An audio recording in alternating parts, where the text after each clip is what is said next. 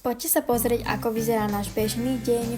Hneď po prebudení som teda malej urobila raňajky. Samozrejme, robila všetko možné, len aby nemusela jesť. Potom som si išla urobiť ľadovú kávu, mala mi samozrejme takto pomáhala. Potom sa išla pohrať a konečne sa začala hrať s bábikami, z čoho sa veľmi teším, pretože doteraz ich hádzala o zem a vôbec sa s nimi nechcela hrať. Potom som upratala kuchyňu a išla som teda urobiť obed. Medzi tým sme sa s malou zase išli pohrať.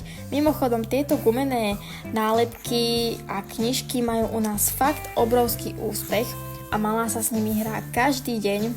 Ešte sme si stihli aj rozprávku pozrieť, potom sme si dali obed a vyrazili sme von do snehu. Keďže 2 dní snežilo, tak sme to museli využiť. Keď sme sa po obede vrátili, tak som ešte povysávala. Malá si vypýtala sama dokonca mop a chcela mi takisto pomáhať.